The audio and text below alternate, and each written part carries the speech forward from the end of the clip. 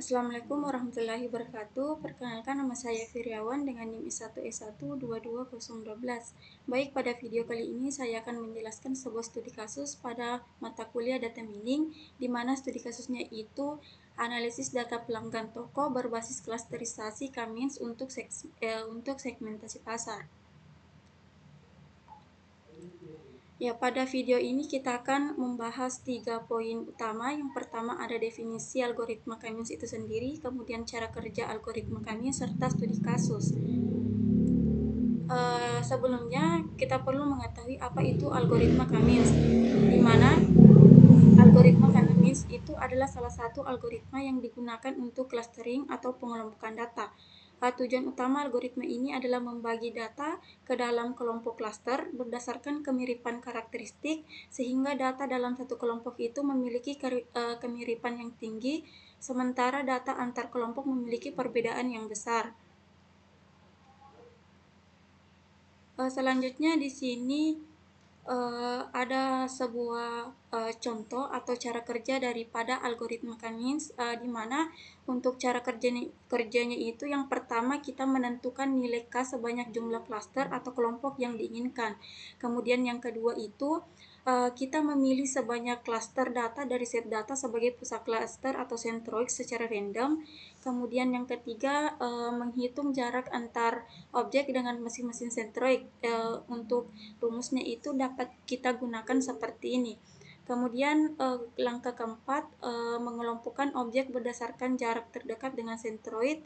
Kemudian kelima menentukan sentroid dengan menggunakan rumus, serta langkah yang terakhir itu kita dapat mengulangi apabila objek-objek yang kita iterasi sebelumnya itu masih berubah. Ya, langsung saja di sini ada contoh data, di mana datanya di sini ada indeks kedalaman kemiskinan yang dilabelkan dengan X, kemudian ada indeks keparahan kemiskinan yang dilabelkan dengan Y. Untuk cara kerja pertama kita menentukan jumlah klaster. Di sini kita menggunakan 3 klaster. Untuk datanya kita ambil data yang kedua, keempat, dan ketiga. Kemudian selanjutnya di sini kita menghitung jarak antar objek dengan masing-masing sentroid, di mana di sini kita menetapkan sebagai C1, C2, dan C3. Untuk perhitungannya di sini kita menggunakan rumus ini, di mana kita untuk Y dari data ini dikurangkan dengan data sentroid 1 untuk X, kemudian dipangkat 2, kemudian ditambah dengan data ke Y, dan kemudian dikurang dengan data sentroid yang pertama untuk Y, kemudian pangkat 2 sehingga menghasilkan 3. Untuk perhitungan C1, C2, dan C3 kurang lebih sama. Kemudian selanjutnya menentukan jarak terdekat dengan sentroid. Di sini kita menggunakan perintah minimum, di mana di sini untuk minimumnya itu kita ambil dari C1, C2, dan C3, kita minimumkan sehingga hasilnya itu 1 dibandingkan dengan C1, C2, dan C3. Untuk klasternya ini kita dapat hitung manual, dapat dilihat di sini untuk nilai yang minimum itu terdapat pada klaster 2, sehingga di sini kita tulis untuk klasternya sama dengan 2. Kemudian kita buat tabel bantu, di mana di sini hasil dari sentroid atau klaster yang kita dapat pada iterasi pertama, kemudian lanjut pada iterasi kedua untuk perhitungannya kurang lebih sama, menghitung klaster baru, kemudian menghitung jarak terdekat, serta mendapatkan hasil klaster. Di sini dapat kita lihat untuk klasternya masih berubah sehingga masih dilanjutkan pada iterasi ketiga. Kemudian masuk pada iterasi ketiga, perhitungannya kurang lebih sama pada iterasi 1 dan iterasi 2. Pada iterasi 3 ini dilanjutkan lagi pada iterasi keempat karena masih berubah untuk klasternya. Pada data yang iterasi keempat ini untuk klaster yang kita dapat sudah tidak berubah, sehingga hasil yang kita dapat pada tiap iterasi dapat dilihat di sini untuk diagram klasternya. Di sini untuk kesimpulan daripada kasus ini, di mana untuk klaster 1 yang berwarna kuning meliputi wilayah dengan tingkat kemiskinan rendah baik dari sisi kedalaman maupun keparahan. Kemudian untuk klaster kedua yang warna biru, di sini meliputi wilayah dengan tingkat kemiskinan sedang, serta klaster 3 itu yang berwarna merah, wilayah dengan tingkat kemiskinan tinggi baik dari aspek kedalaman maupun keparahan. Kemudian selanjutnya masuk pada studi kasus mengenai analisis data pelanggan toko berbasis klasterisasi Kamiens untuk segmentasi pasar. Di mana di sini untuk tujuan analisis di sini untuk mengelompokkan pelanggan ke dalam beberapa segmen berdasarkan kemiripan karakteristik dan perilaku mereka seperti usia, jenis kelamin, pendapatan tahunan, skor pengeluaran, profesi serta lainnya. Kemudian untuk algoritma Kamiens di sini, di mana algoritma ini merupakan salah satu metode klasterisasi yang digunakan untuk analisis data. Di sini meskipun dikaitkan dengan J.B. McQueen yang secara formal memperkenalkannya pada tahun 1967 melalui makalah dengan judul Some Method for Classification and Analysis of Multivariate Observation. Di sini untuk ide dasar dari algoritma ini sendiri telah dikembangkan lebih awal oleh S.P. Liodi, telah merancang algoritma ini sejak tahun 1957 dalam konteks pengkodean sinyal, meskipun hasil penelitiannya ini baru dipublikasikan secara resmi pada tahun 1982.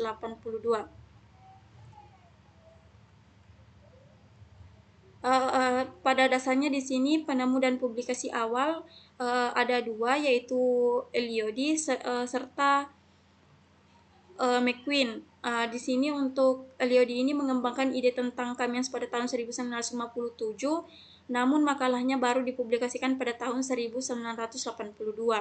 Kemudian Forgey mempublikasikan teknik serupa pada tahun 1965, sehingga di beberapa literatur algoritma ini sering disebut sebagai Liod-Forgey JB.B. Kemudian ini contoh artikel atau tulisan daripada pencetus awal atau orang yang pertama menggunakan algoritma Kamiens, yaitu McQueen, yang untuk artikelnya ini dapat dilihat. Kemudian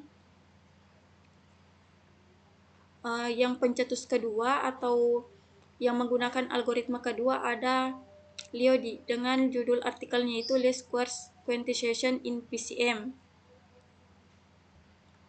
Ya, selanjutnya di sini ada artikel yang menggunakan algoritma Kamiens, di mana yang pertama ada clustering dataset customers dengan menggunakan metode Kamiens, di mana di sini untuk datanya diperoleh dari website situs Kaggle. Kemudian untuk hasilnya itu pengolahan data dengan menggunakan Kamiens clustering dibagi menjadi dua klaster, sehingga klaster 1 terdiri dari berjumlah 11 customer yang masuk dalam klaster 1 dengan customer ID-nya itu 1, 2, 5, 7 dan seterusnya. Kemudian ada artikel kedua di mana tentang segmentasi pelanggan menggunakan Kamiens clustering di toko retail. Di sini untuk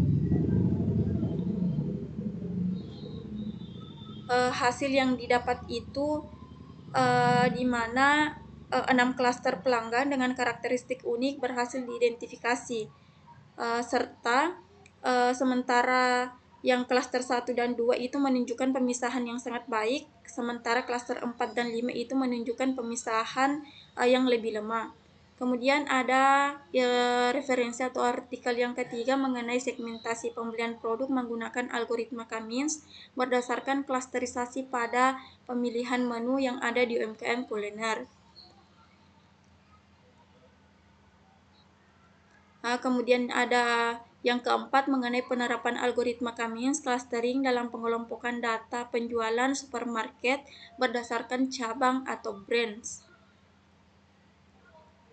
Kemudian untuk artikel yang terakhir mengenai analisis segmentasi pelanggan menggunakan Kamiens clustering, studi kasusnya itu aplikasi AlphaGift.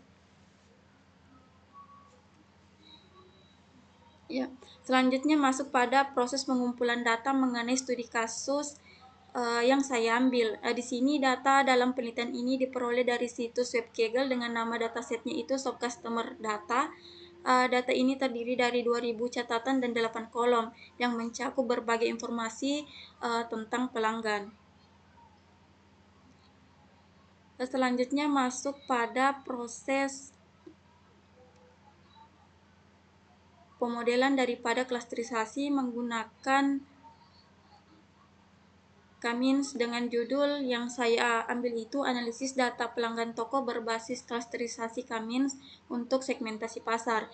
Di sini saya menggunakan data dengan atributnya atau kolomnya itu ada 8 kolom. Yang pertama ada ID pelanggan, jenis kelamin, kemudian usia, kemudian pendapatan tahunan, skor belanja, profesi, pengalaman kerja, serta ukuran keluarga atau family size.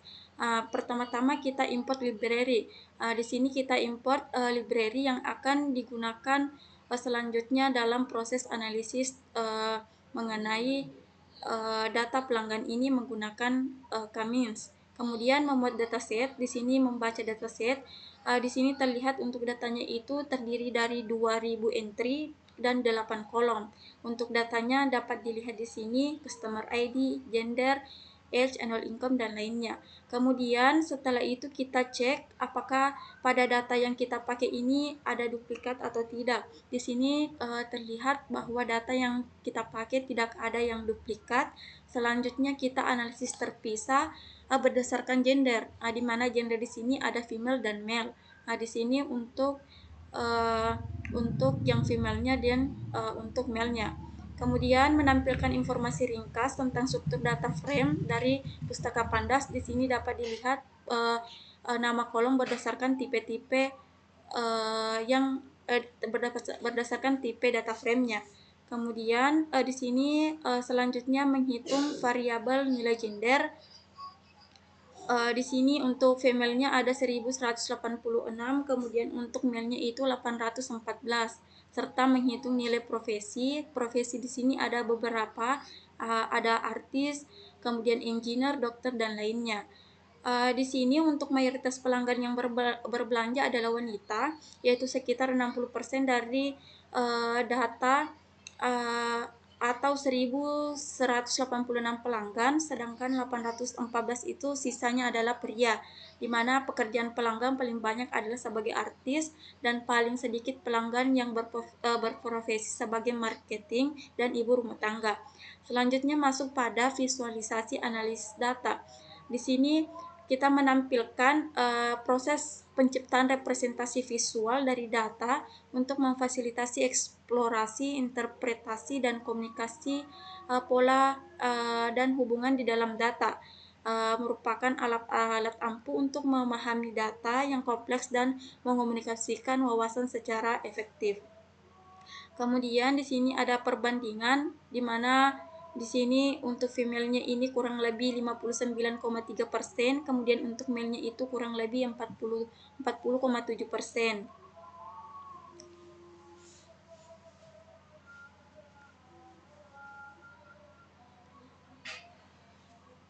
Kalau selanjutnya di sini terdapat korelasi matriks, di mana di sini terdapat customer ID, gender, age, profesi, serta work expression. Kemudian masuk pada proses data preprocessing, di mana di sini kita pertama akan menghapus missing value. Di sini kita sudah menghapus, tetapi di sini dapat kita lihat ada 35 data yang terindeks sebagai missing value, yaitu pada kolom profesi, sehingga kita harus menghapus 35 data tersebut. Selanjutnya menghapus data yang missing pada kolom profesi serta menampilkan kolom data berdasarkan tipenya. Selanjutnya menampilkan data statistik deskriptif dari kolom numerik dalam dataset secara default. Kemudian mengubah masuk pada preprocessing annual income. Di sini untuk menampilkan rata-rata umur pada tiap profesi, di mana di sini artis misalnya untuk umurnya itu 49, sekian-sekian. Kemudian masuk pada preprocessing umur, di mana di sini kita menggunakan umur angka yang produktif. Misalnya saja angka produktif pekerja itu di atas 17 tahun, sehingga pada data ini yang memiliki umur yang di bawah 17 tahun ke bawah itu dihapus. Kemudian melakukan encoding di mana di sini mengubah data yang labelnya itu kategorikal menjadi numerik. Di sini untuk data kategorikalnya itu ada gender, di data sebelumnya itu ada female dan male sehingga kita beri label numerik angka 0 dan 1. Begitu pula dengan profesi dimulai dari angka 0 sampai angka 8. Kemudian menghapus kolom yang tidak digunakan di mana di sini kita menghapus kolom customer ID. Selanjutnya masuk pada pembangunan model clustering. Di sini kita menggunakan klasterisasi annual income dan spending score. Kemudian masuk pada inisiasi model Keynes tanpa parameter awal. Di sini dapat terlihat untuk grafik elbow untuk analisis yang menunjukkan analisis daripada data yang kita buat ini. Kemudian selanjutnya visualisasi hasil clustering. Di sini kita dapat untuk analisis karakteristik setiap clustering itu ada 3 cluster. Untuk grafiknya dapat dilihat di sini. Langsung saja pada hasil analisis dan interpretasi hasil cluster. Di sini untuk cluster pertama itu memiliki pemasukan tetapi pengeluarannya hampir sama rendahnya dengan cluster lain, sehingga mungkin cluster ini merepresentasikan kelompok dengan pemasukan yang cukup besar tetapi tetap berorientasi pada penghematan.